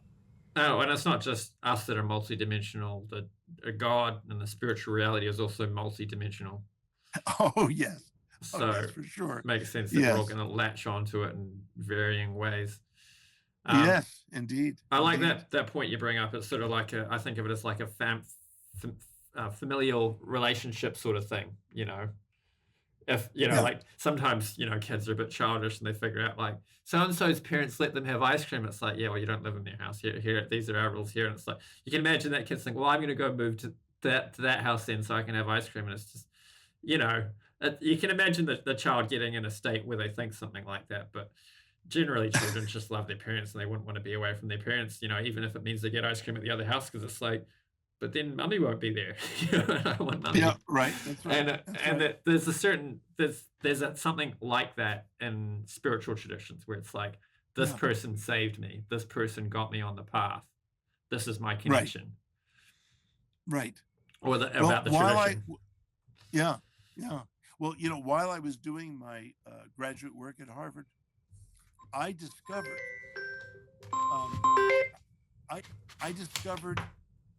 the 16th century Spanish Catholic mystics, the Discalced Carmelites, led by Teresa of Avila and John of the Cross, San Juan de la Cruz.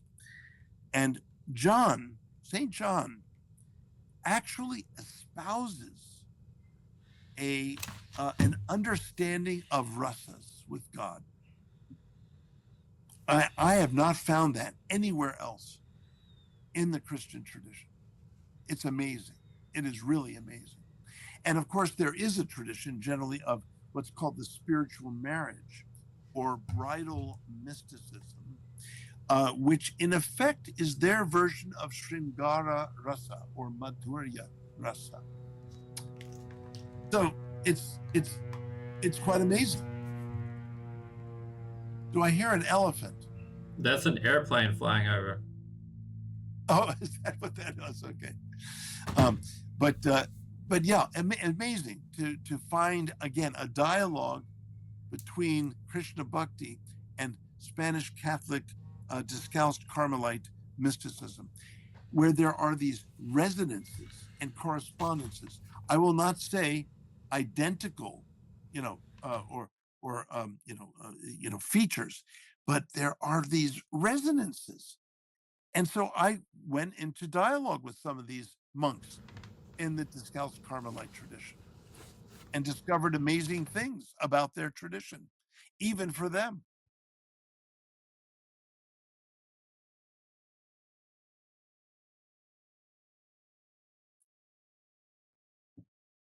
You're still there, right? Yeah, sorry, I just had a work call coming. Oh, there you are. Okay, good. Still can't hear you. No, can't hear you. Sorry, I just had a call out come in. So we can go. We'll go another 15 or 10. We're almost at the 2-hour mark, and then sorry, I should just take that call. I think we should probably try to touch on the question I've had is I repeatedly see Christians, when they look to Vedanta and find value in Vedanta traditions, they most of the time latch right onto Shankaracharya and Advaitavad. And from my point of view, having taken messages from Sri Chaitanya and Prabhupada and so on, I think of Advaitavad and Shankaracharya's teachings as basically atheism, because they say God is basically lacking in all personal features, and it sounds like Buddhism to me rather than theism. I don't know how it falls under the banner of theism at all if you're going to remove all personhood.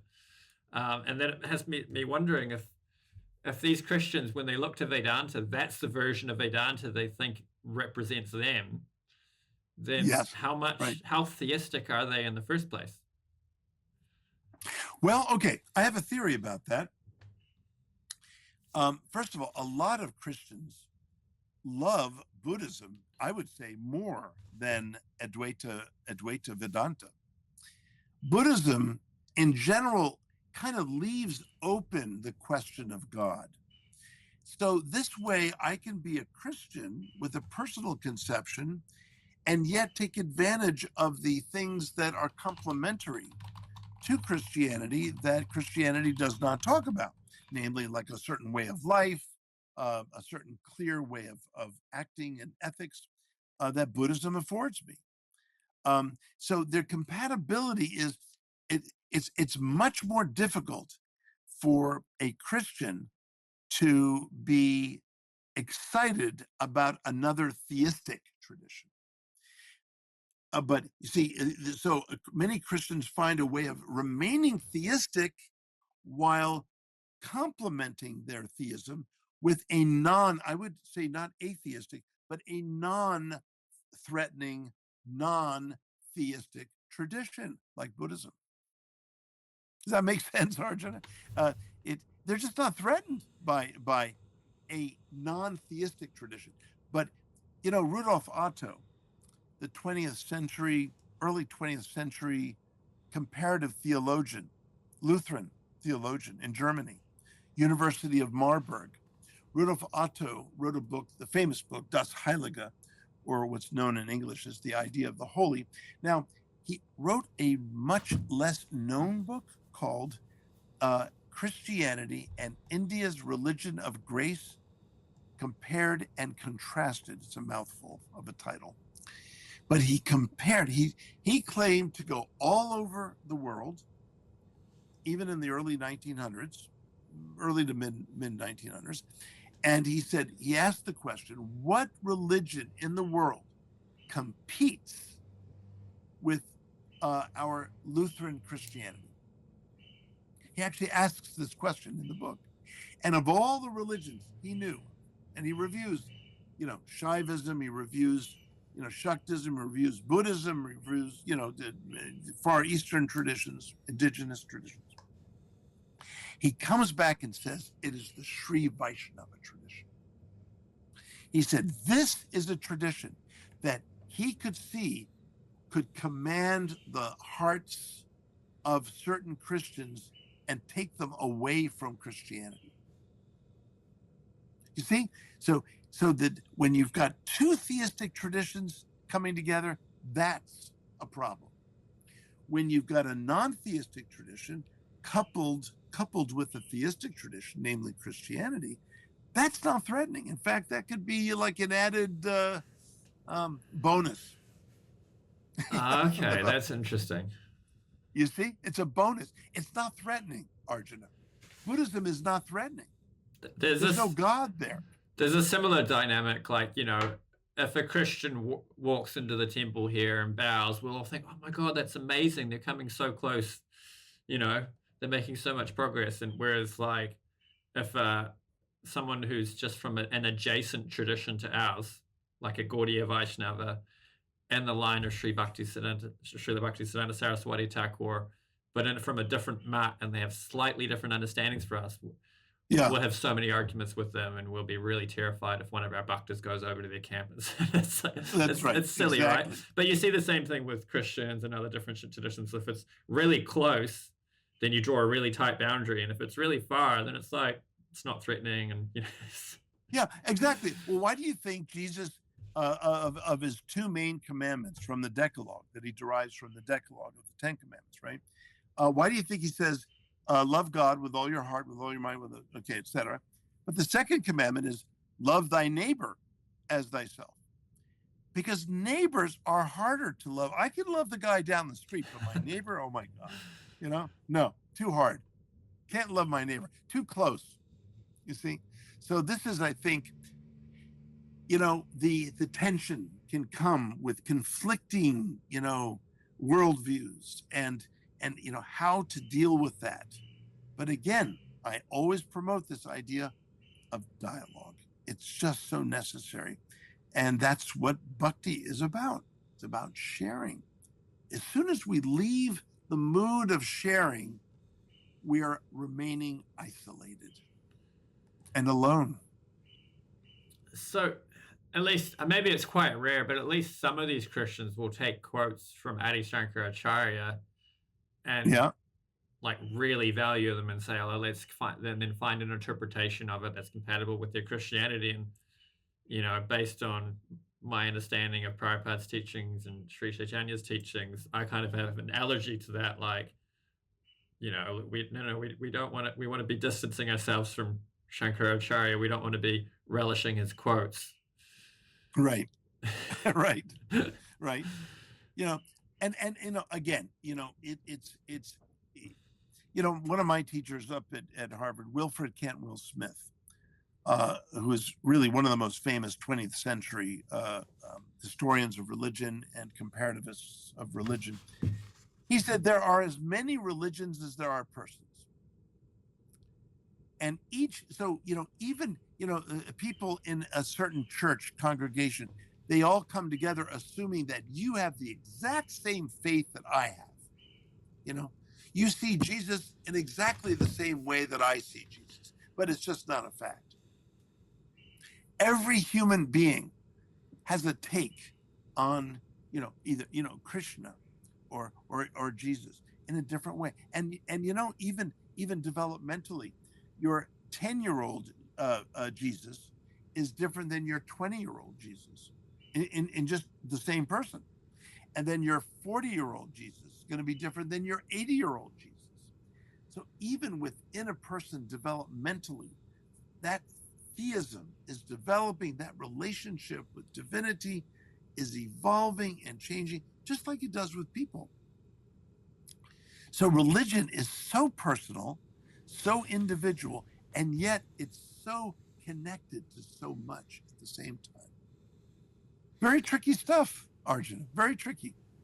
Yeah, I guess one thing that comes up in my discussions with Christians like this is, I'll push back with certain philosophical objections, and often it'll come to the surface that actually you kind of agree with the point of view that I'm saying solves the problems that I think your view has. But why call it what you're calling it? Because, they say Advaita, non-dualism. Okay, that means the distinction between you and God doesn't exist. Oh, no, it does exist.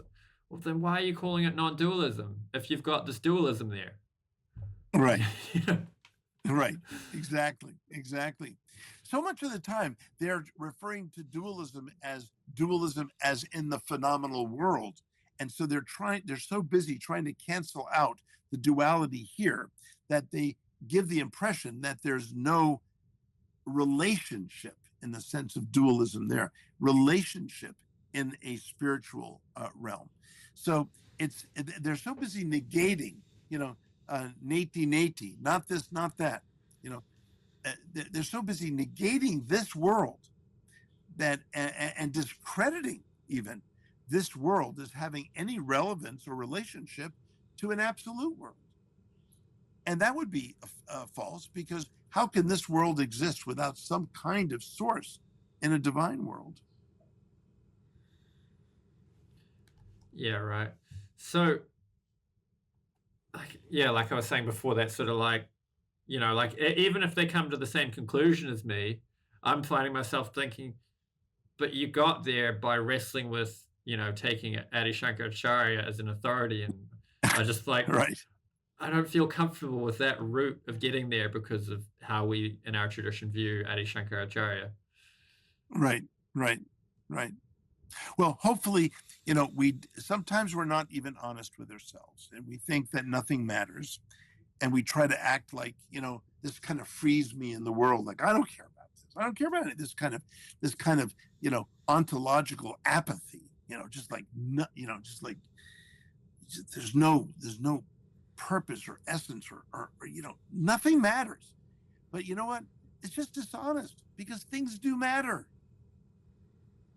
Things do matter. Lots of things matter. So, sometimes, people squeeze themselves into kind of a dishonest worldview for the sake of some kind of idea that seems ultimately right, but it is simply dysfunctional and dishonest with the way we act in the world. So this is something that individuals will have to discover and find out for themselves. I guess, Mickey found out that, I don't think anyone has ever threatened to take his keyboard. I like that, that practical approach. Yeah. So, I mean, just maybe a little bit more before we wrap up on why this kind of impersonalism that you're calling mayavada is insidious, can we say? Yes. So there's the question, and why India has such bad pollution, and the idea has been presented that it's because of the impersonalism. If everything's the same, like there's an actual meditation practice that's been described where you sit and meditate with a piece of stool in one hand and a piece of gold in the other, and when you can get to the point where you don't view either of them, value one more than the other, or have disgust for one more than the other, then you're enlightened. So if this is what you're holding as a goal, then, you know, they used to have the clay cups that were disposable, and, you know, you drink out of the clay, you throw it back in the nature, Right. and there's some clay sitting on the pile, and it just goes I back into remember nature. well. And now they do it with well. plastic cups. So they used to throw them out the train windows, the clay ones, and now they throw the plastic ones out the train window. But there's actually a difference between plastic and clay. So the answer, you know, the idea has been given that the reason why there's such bad pollution and trash everywhere is because of this impersonalism, where it's like, it doesn't matter. It's just the environment, clean, dirty, you know, plastic, clay, it's all the same. Well, you know, I think that impersonalism manifests in different ways at different levels. There can be a kind of suffering and a kind of apathy that people just don't care. I mean, you know, people just don't care. You know, I've asked my students, you know, if you knew you could affect the environment and help future generations, why wouldn't you do it? If you knew that there were some simple steps you could take. And, you know, and I said, please answer honestly, give me your reactions. And one student said to me, one young lady said to me, Dr. Schweig, you know, look, I was born into this world, and this world is a mess. So, you know, I didn't create this mess, and I don't feel any obligation to deal with this mess. I'm just going to try to enjoy myself while I'm here, and, you know, to hell with the world. Wow. What a response that is.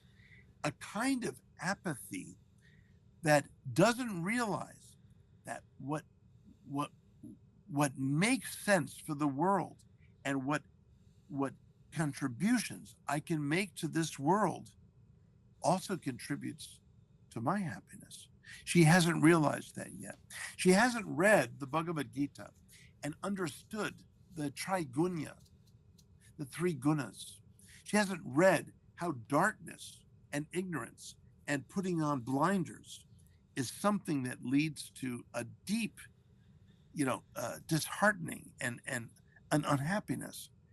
That actually sattvika and a generous heart, a heart that is sensitive to all life and to the earth, that a heart that moves in that direction is going to be a happier heart in the end.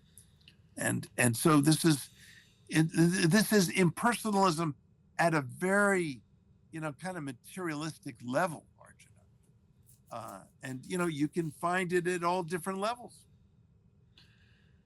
Yeah, I think that impulse to the kind of impersonalism that says nothing matters, I think there's an element of truth to it, which we have an intuition that spiritual advancement involves a kind of indifference, but it's not the indifference that Mickey Singer described. It's a different kind of indifference to, I've got this emotion that I'm facing, and I'm just going to sit with it.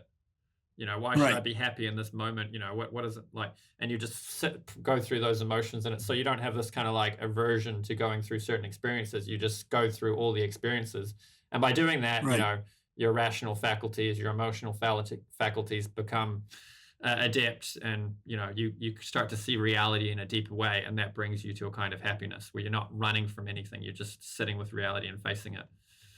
Well, that's an honest, you know, that's an honest person, a person who can really be honest with him or herself and receive what's in front of them, you know, as a kshetragya, as a knower of the field, to really know what is in your field and not to deny it is quite an accomplishment, actually. Coming back to Christianity, so we're talking about whether some versions of Christianity at least are like this kind of mayavada, and at least when we talk about that kind of environmental, not caring about the environment and stuff, I don't see that in Christianity. That basically the Western world is heavily influenced by Christianity, and that's where we do see clean streets and, you know, well, I mean, I guess the environment is getting trashed in another way using technology. Actually, that's another thing about Christianity that's different. Is like most other traditions view the world. So you talked about earlier how Christians think there's ideas in the Bible that the soul is like a filthy rag, but there's also an idea of the world as profane, whereas we see the soul is divine and the world is divine and God is divine, and it's all somehow connected to God. So there's an element in Western culture of trashing nature because perhaps, well, we use science, we conquer nature, and instead of like seeing that there's a harmony in nature that we shouldn't disturb because there's a natural order there, it's sort of like, right, it's here for us to conquer, and we use science, and God gave us brains to use science to conquer nature, and we conquer. So although we don't see that kind of, let's just throw plastic in the bushes because what does it matter? There is a something else there perhaps, and it just comes out in a different way. It started with, I think, Descartes, where he created this divide of, matter and God, the soul, and they're totally separate, and that trailed off into Western science where it's separate from God, and then eventually it just became atheism. He sort of started the path to atheism by splitting off the world from God, and I think that also led to this kind of science where you conquer nature, and that has also resulted in a lot of destruction to nature because we're not respecting it. Yes, in fact, yes, it's been pointed out that in the book of Genesis, God says, "You will have dominion over the earth and the animals." And, this somehow is, given a license to humans in the West that we have dominion over. And also, the Bible also says that you have dominion over your children. It doesn't mean you abuse them and eat them. You have dominion over the animals and you eat them. And so what, are you going to eat your children? Dominion, it really means that you are hosting these creatures. But let's go back, Arjuna, quickly to India, the state of India in modern times. You have to understand that this civilization was raped for 200 years by the British and was under Islamic rule for 900 years. Now, each of them there were positive things that came to India through both of those dominations, but there was so much that India had to climb out from under because of those dominations. You and I will never know what it's like to be dominated by a foreign culture.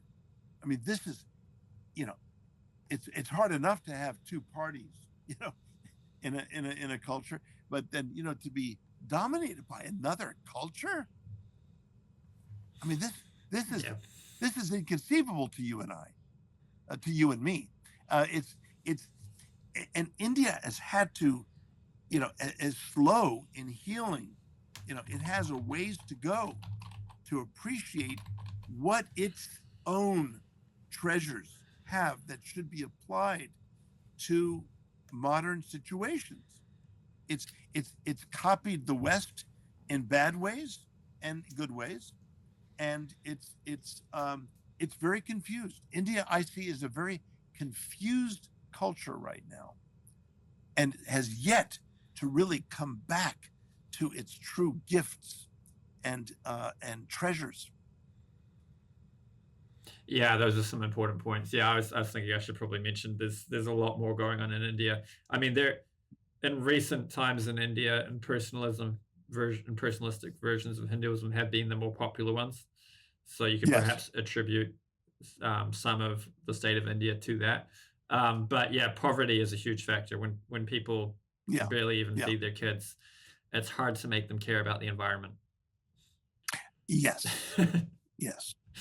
And when people, and the studies show when people rise out of poverty and they can actually afford to care, generally they do start caring. So that's an important factor, as well as the other points you mentioned. But don't forget about the impoverishment of the heart. Yeah, the demoralization. Yeah. I mean, when I quoted that student, that young lady who just doesn't care, this is an impoverishment of the heart. And, she's comes from a well-off family, can afford college, and she's sitting in my classroom, and this is what she says. Sad. We should probably wrap it up soon. Are there any other more points about impersonal? Oh yeah, that's what I want to talk about quickly. I thought we might have got to this sooner, but we've just gone deep on so many other topics. What was it? So in Christian concepts of God, there's what's called divine simplicity. Now, my personal take on divine simplicity is, maybe we can't cover it. Maybe this is a deep subject and we can't cover it quickly. My personal take is that it's a response to certain philosophical objections. So some Christian thinkers were like, oh, hey, here's a philosophical problem. Oh, here's another philosophical problem. So then Christian thinkers were like, well, let's solve these problems. And they came up with divine simplicity. So I think it's actually something that arose out of, what do you call it? A dialogue, or not dialogue. It's dialogue? Dialectic. And that's how it exists. I don't think it's actually like an original idea. It's just something that's come about through dialectic. But when I look at divine simplicity and you hear, God has no parts, God has no this, God has no that, it's like, that sounds really impersonal to me. It sounds like right up Adi Shankaracharya's alley. Yeah.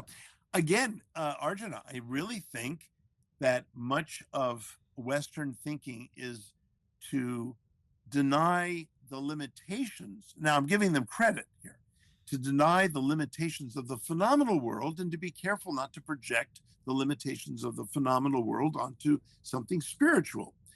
So, I think, and this is very Kantian, Immanuel Kant certainly says that we should accept a God, but we can't talk about it. And there's very much this tradition that we can't really talk about God. In fact, the Decalogue says that, thou shalt not make any graven image of me. So you can't even paint God. You can't even draw God. You can't even, but then of course the loophole is that, we could have God become human, and that's Christianity. Okay. Of course, Judaism and Islam don't accept the human, God man. They don't accept that. They don't accept Christianity. The Quran outrightly denies Christianity, Christian validity. They say that he never got crucified. Well, if you don't have a crucified Christ, you don't have a risen Christ, and you don't have Christian faith. So, it's and they say, they say God only had a son. The Quran says God can have thousands of sons. So they are busy dismantling and deconstructing Christianity in the Quran. The idea then, is, each faith has some gift, has something very special and valuable. And it's worth dialoguing with each one to find out what that is. And, if there's a Christian that needs to deny the limitations of the phenomenal world, deny that God has the limitations of the phenomenal world, and if that's as far as they can go, well, then that needs to be respected. But then it's time for us to share what we love so much in the divine. And this is where I invoke Saint Augustine. In one of his confessions, he asks a beautiful question. What do I love when I love my God? And Arjuna, I really think that's the ultimate question. What do you love? That's what I want to know. What do you love when you love your God? I'll tell you what I love when I love my God. And then the sharing begins. I think that's a great point to end on. Very good. Cool. Graham Schweig, thanks for coming on the show. Thank you very much, Arjuna. Always fun. Really fun.